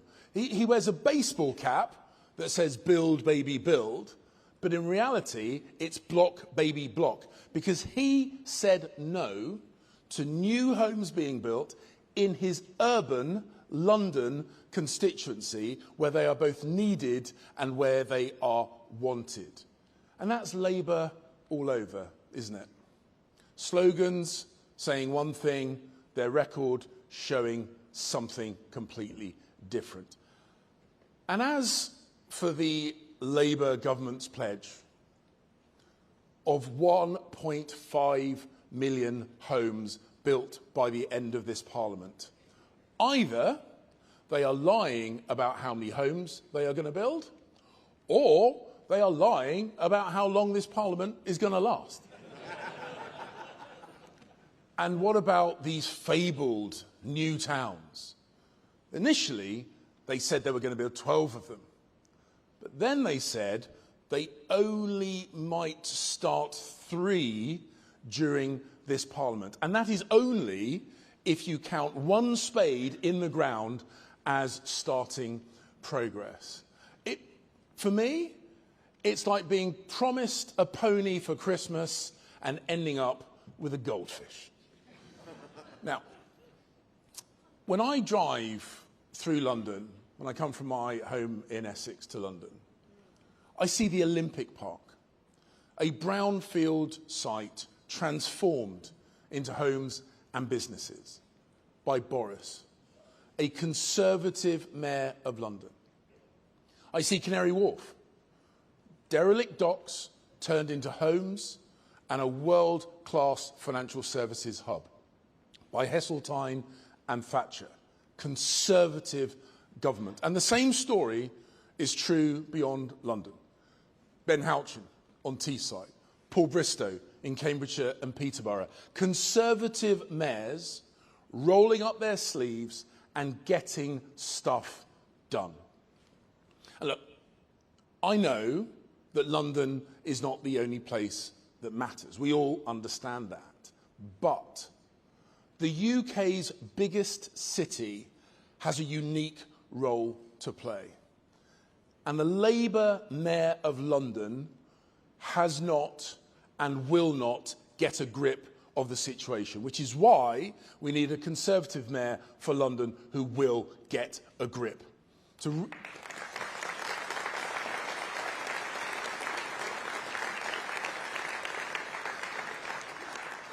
Because we need a Conservative to rewrite the London plan, focus on delivery and unlock the tens of thousands of desperately needed homes in that city.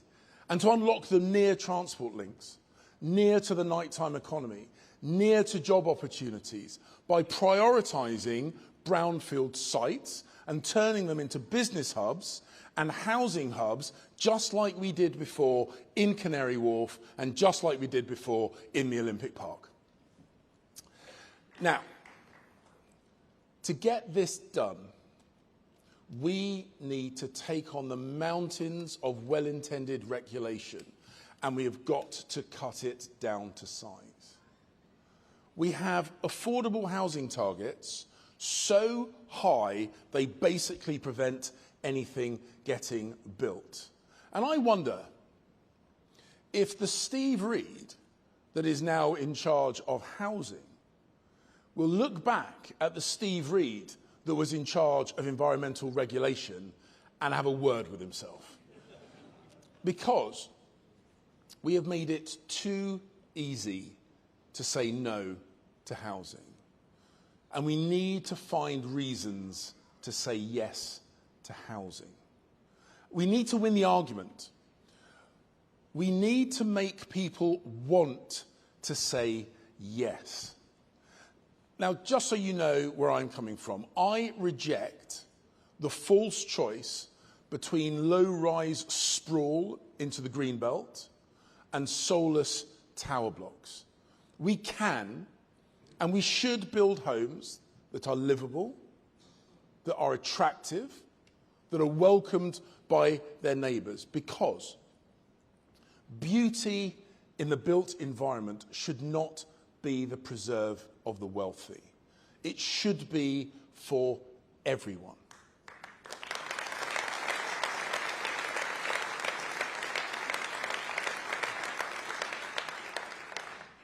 Building is important, of course it is, but we must also make better use of the homes that we already have. I'm going to give you a scenario, and I suspect a number of you will recognise it. In every town and city across their country, there will be roads full of empty nesters. You know the kind of houses I mean? Perhaps 3, 4, maybe even 5-bedroom houses, where the children have grown up and moved out, and there is now just 1 or perhaps 2 people living there.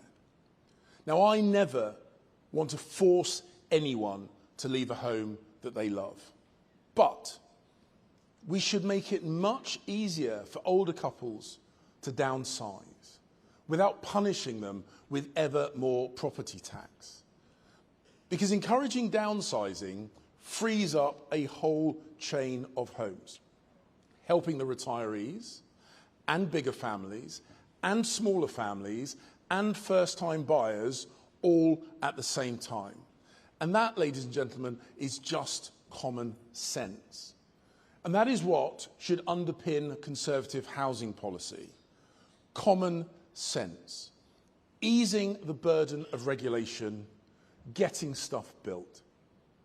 Easing counterproductive taxation that stops homes being bought and sold. That is the Conservative answer. But compare that with the Labour answer. Even more taxes. They are hiking council tax by more than £11 billion over this Parliament, with more to come, through higher tax bands, through new taxes on family homes. But we Conservatives know that you cannot tax your way to growth. Real growth comes not from the state, but from its citizens and communities that they build. And strong communities need a smaller state.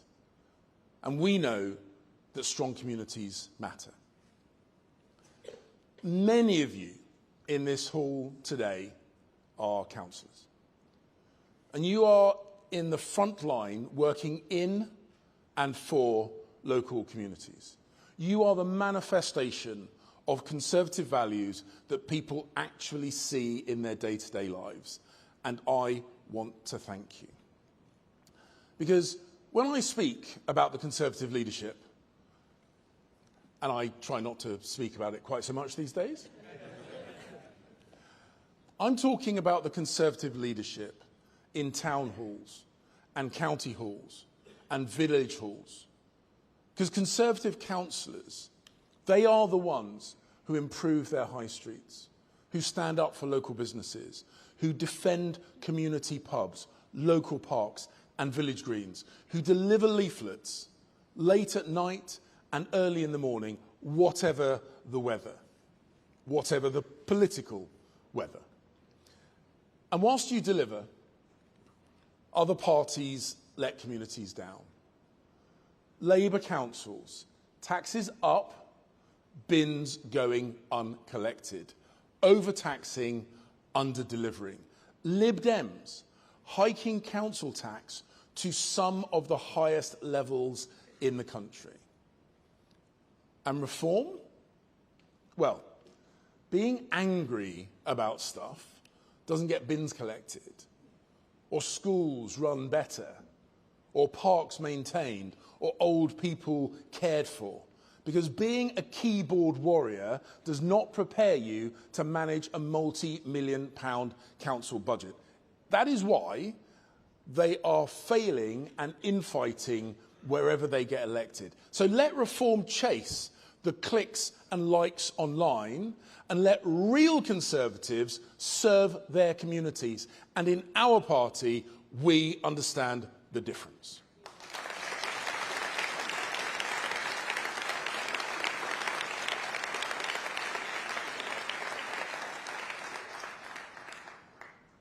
But we must also understand why so many people are angry. And rather than just reflect that anger back to them, we look to do something about it. Because that's how you build policy, not just build press releases. Because a party that is ready to govern and build communities on unity and not division, that is us. And we also know that the scale of immigration put unprecedented pressure on housing provision and on our neighbourhoods. And that's why I, as Home Secretary, took action to halve net migration. Because people are angry when they see an immigration system that gives houses to asylum seekers whilst local families wait years. This madness has got to stop.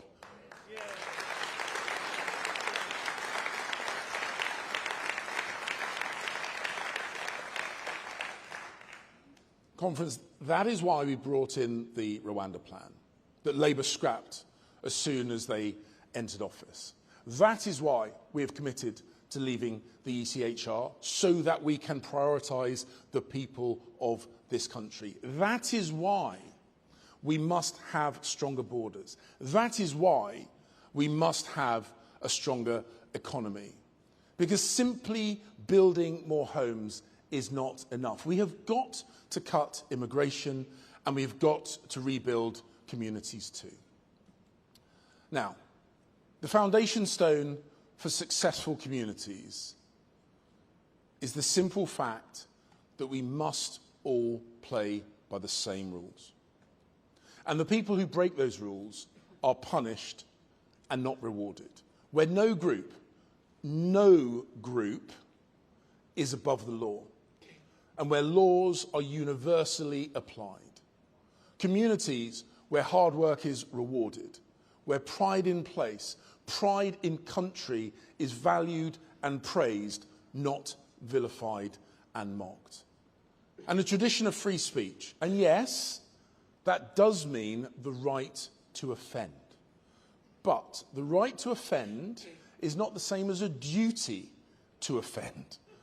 Because we do have a long-standing tradition of decency, politeness, and good manners. But we don't need to turn that tradition into law, which is why blasphemy laws have no place in the United Kingdom.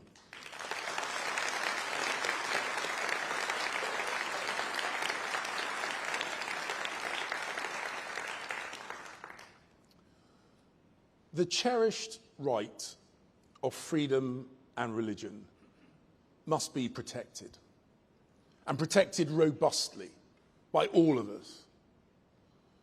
Protected with the strength of the Jewish men and women who held that door shut at the synagogue on Yom Kippur here in Manchester just last week. Because warm words or empty symbolism will do nothing to keep people safe.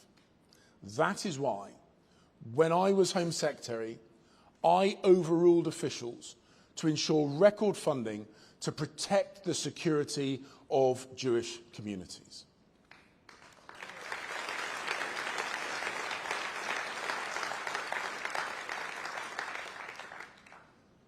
But we must do more. We must do more to tackle the growing challenge of anti-Semitism in this country. Much, much more. With the strength of our words and our actions.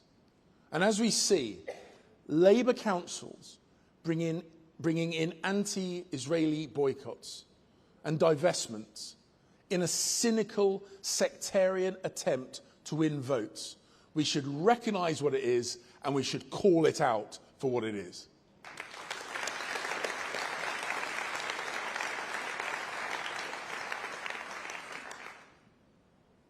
Conference, Labour is currently trying to jump on a patriotic bandwagon. Starmer is trying to wrap himself up in the Union flag, when in reality he's an emperor with no clothes. And Labour are not fooling anyone. Did you see it? Did you see it at Labour conference in Liverpool? I mean, you could see it on their faces. They were forced to wave the St George's flag and the Union flag with gritted teeth.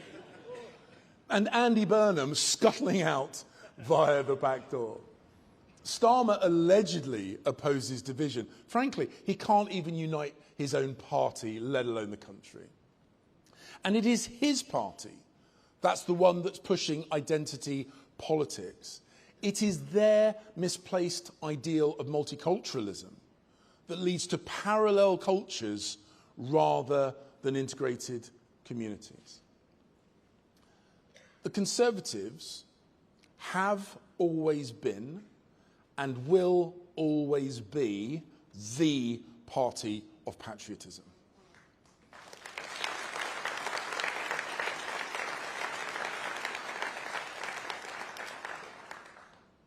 And more than that, we know the formula for success. Multi-ethnic communities, of course, yes.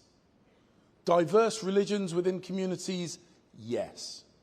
But an adherence to the norms and to the values and to the laws of our country.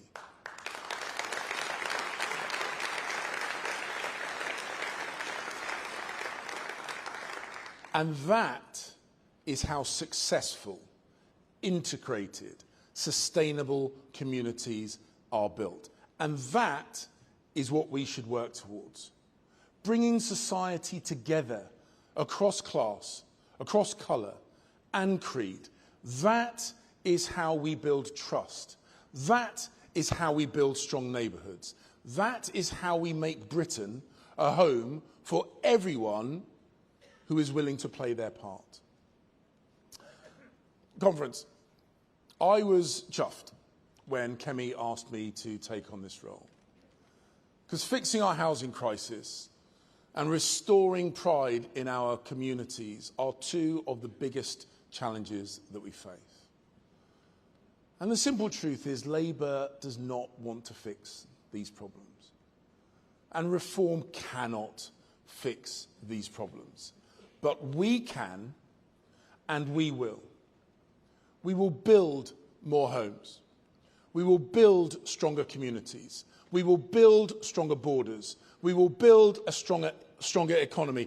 And we will restore pride in this great country once again. Thank you. Thank you very much.